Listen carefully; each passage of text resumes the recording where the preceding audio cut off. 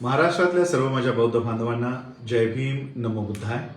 आज सकाळपासून बरेच मेसेजेस मला महाराष्ट्रात होत असणाऱ्या सर्वेक्षणाबद्दल येत आहेत आणि अनेक लोक त्याच्यामध्ये जात काय लिहायची, धर्म काय लिहायचा, कोणी बुद्धिस्ट सोसायटी ऑफ इंडिया, भारतीय बौद्ध महासभेच्या लेटरहेडचा त्याच्यावर असलेल्या पत्राचा उल्लेख करतायत की अशा पद्धतीचे आदेश आलेले आहेत.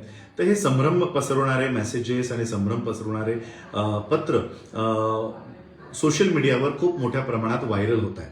सर्वात प्रथम तुम्हा सर्वांना सांगू इच्छितो की हे जे सर्वेक्षण सुरू आहे हे महाराष्ट्र राज्य मागासवर्गीय आयोग यांच्या माध्यमातून हे सर्वेक्षण सुरू आहे. या सर्वेक्षणाचा आणि बौद्धांचा काडीचाही संबंध नाही. सर्वात प्रथम तुम्ही मागासवर्गीय किंवा ओबीसी मध्ये तुम्ही येत नाही, तुम्ही अनुसूचित जातीमध्ये येता आणि हे सर्वेक्षण महाराष्ट्र राज्य मागासवर्गीय आयोग घेत आहे.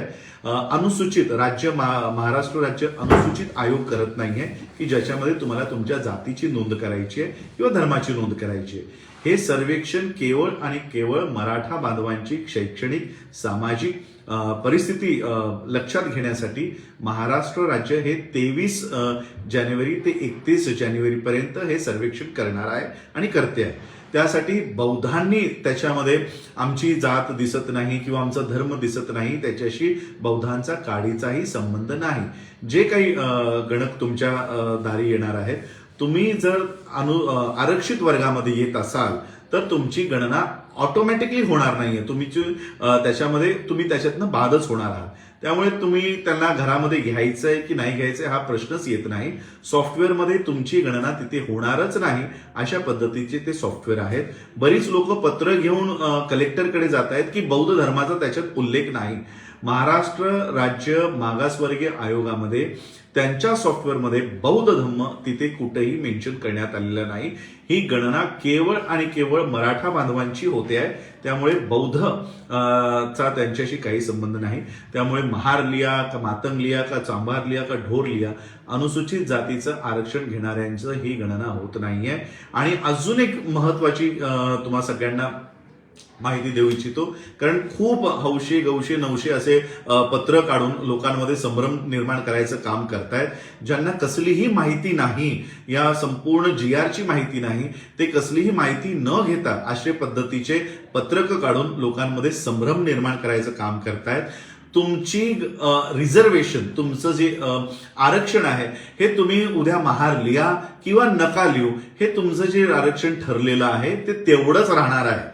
तुमच्या महार लिहिण्याने किंवा न लिहिण्याने ते कमी किंवा जास्त होणार नाहीये.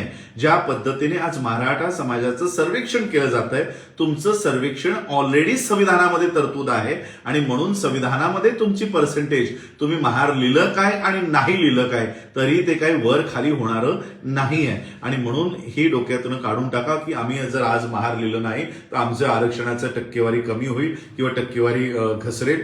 उद्या जर अख्ख्या देशाने जरी महार स्वतःला लिहिलं तरी 13% वर तुम्हाला आरक्षण कोणी देणार नाहीये. त्या पद्धतीचं जे रिझर्वेशनची तुमची जी ठरवून दिलेली मर्यादा आहे ती तेवढीच राहणार आहे. कोणी लिहिलं किंवा नाही लिहिलं ते कमी किंवा जास्त होणार नाही. आणि म्हणून स्वतःची गणना या सर्वेक्षणामध्ये करू नका. हे सर्वेक्षण केवळ मागासवर्गीय आयोग मराठा बांधवांची शैक्षणिक सामाजिक परिस्थिती बघण्यासाठी, ओळखण्यासाठी ते घेत आहे. आणि त्यांचा स्वतःच प्रश्न आहे की तुम्ही मराठा आहात किंवा नाही, आणि जर नाही तर मग तुमची जात कोणती. ती जात ओबीसींची विचारलेली आहे, शेड्यूल कास्टच्या लोकांची नाही किंवा बौद्धांमध्ये तर जातच नाही. त्यामुळे ही जात तुम्हाला विचारली नाही, ती ओबीसींना विचारली आहे. जर तुम्ही मराठा नाही तर मग कोण आहात, कुणबी आहात का कोण आहात, ज्या ओबीसींच्या जाती आहेत तो प्रश्न केलेला आहे.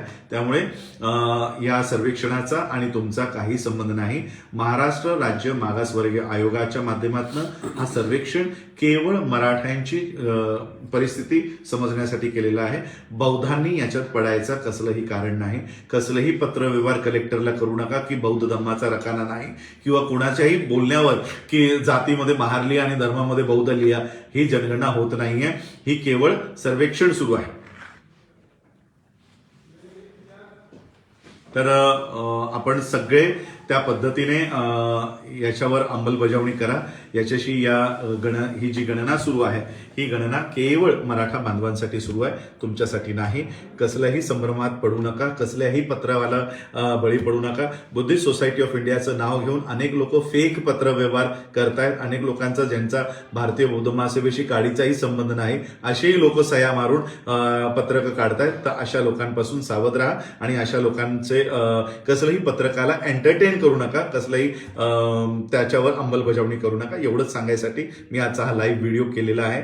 प्रत्येकाने हा जी काही बांधवं आज कन्फ्यूज झालेली आहेत की काय करायचंय काय नाही करायचंय, तर प्रत्येकाने हा व्हिडिओ प्रत्येकाकडे पाठवा. ही गणना तुमच्यासाठी होत नाहीये, ही जातीय गणना होत नाहीये, ही जनगणना होत नाहीये. ही केवळ महाराष्ट्र राज्य मागासवर्गीय आयोगांच्या